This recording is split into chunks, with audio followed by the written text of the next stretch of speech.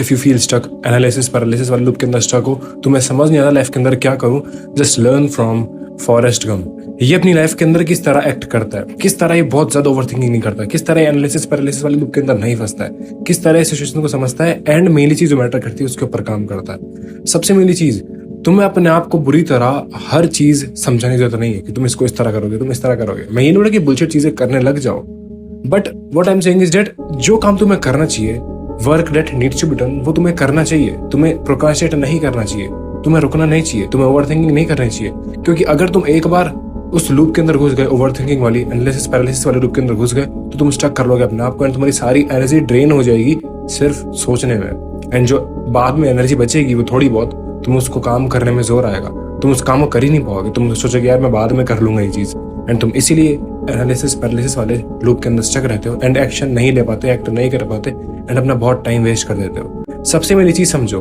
दिमाग को बुरी तरह टॉर्चर नहीं कर रहा है।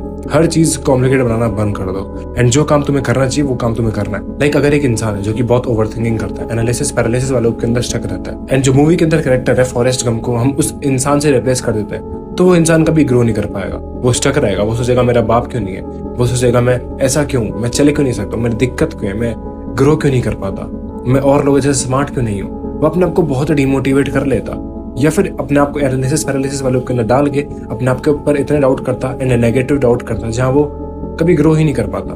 वो सोचता है यार मेरी लाइफ सही नहीं है, एंड वो जो एक्ट कर सकता था, वो थोड़ा बहुत भी एक्शन लेता तो इंप्रूवमेंट ला सकता था, वो ले ही नहीं पाता क्योंकि वो हर बार अपने आप को बस नेगेटिव थिंकिंग के अंदर स्टक रखता है। ओवरऑल अगर तुम इस पूरी मूवी का मोटिव समझो तो ये बताना चाह रहे हैं कि सिर्फ एक्शन मैटर करता है, क्या तुम एक्ट करने के लिए रेडी हो। अब देखो आई नो हर इंसान का दिमाग अलग होता है, वो अलग तरह से सोचता है, एक जैसा नहीं सोच सकता है, बट ओवरऑल मैं बोलना ये चाह रहा हूँ कि तुम क्या क्या चीजें इस इंसान से लर्न कर सकते हो। फॉरेस्ट गंप से तुम क्या क्या लर्न कर सकते हो जो कि तुम्हारी लाइफ के अंदर इंप्रूवमेंट लाएगा। उसकी लाइफ के अंदर काफी दिक्कत है, काफी दर्द है, काफी चीजें हो रखी है, लेकिन फिर भी वो बस काम को करे जा रहा है, उस वर्क को पुट ऑन करे जा रहा है, वो जो करना चाहता है वो करे जा रहा है एंड अपनी मेंटल हेल्थ को बुरी तरह टॉर्चर नहीं कर रहा, अपना कॉर्टिसोल हाई नहीं कर रहा है। जो काम उसे चाहिए, जो काम उसे करना है वो बस करता रहता है। एंड अगर तुम एक एनालिसिस पैरालिसिस वाले लूप के अंदर हो एंड तुम्हें समझ नहीं आता कि मैं करूँ तो करूँ क्या, मैं हर चीज ओवरथिंक करता हूँ, मैं हर चीज एनालाइज करता हूँ, उसके बाद मैं काम करता हूँ, तो ठीक है तुम एनालाइज करो, अपने काम को तुम्हें करना पड़ेगा। लेकिन अगर तुम्हारा दिमाग कहीं और लग जाता है, कहीं और सोचने लग जाता है, यार दिमाग भटक गया, स्ट्रेस, जिंदगी,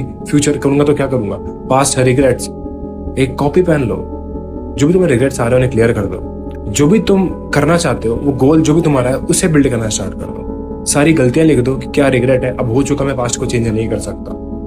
किसी के व्हाट इफ लगे हुए, हम सोच रहे हैं हम क्या करें क्या नहीं करें, क्या होता अगर मैं वो कर लेता, तो उसको सॉर्ट आउट करो। हर वो चीज सॉर्ट आउट करो जिसके तो तुम्हारा दिमाग बस तुम्हें कहीं ले जाता है एंड तुम खो जाते हो कि अब मैं क्या करूं। अपने काम से तुम डिस्ट्रैक्ट हो जाते हो, जो भी चीजों से तुम डिस्ट्रैक्ट हो जाते हो अपने दिमाग के अंदर, माइंड के अंदर। मैं स्ट्रोलिंग क्यों करता हूँ, मैं ओवरथिंकिंग क्यों करता हूँ, मैं घटिया चीजें क्यों करता हूँ, सब चीज का सोल्यूशन लिख लो कि तुम ये चीज क्यों कर रहे हो, तुम एस्केप क्यों करते हो स्ट्रोलिंग करके। अब देखो ओवरऑल मैं कहना क्या चाह रहा हूँ, इन चीजों को करने से होगा क्या, तुम क्लैरिटी लेके आओगे अपने आप के अंदर, अपने मेंटल पीस के अंदर, जहाँ तुम हर चीज एनालाइज नहीं करोगे बुरी तरह, बट तुम अपने तरह से स्मार्टली चीज से डील करके जो काम तुम्हें करना चाहिए उसके ऊपर तुम काम करने लग जाओगे without making it so complicated. क्योंकि बहुत लोग कॉम्प्लिकेटेड बना देते हैं काम को जो कि वो होता भी नहीं है।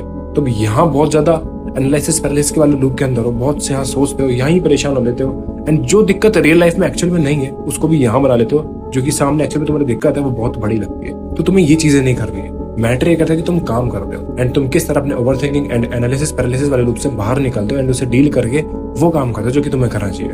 Work that needs to be done, it's all about your actions, it's all about your mentality. So that's it for the video. इतना ही था इस वीडियो के लिए। I hope this video helped and अगर तुम्हें मेरी वीडियो से कुछ सीखने को मिला अपनी लाइफ के अंदर वो जरूर इंप्लीमेंट करना।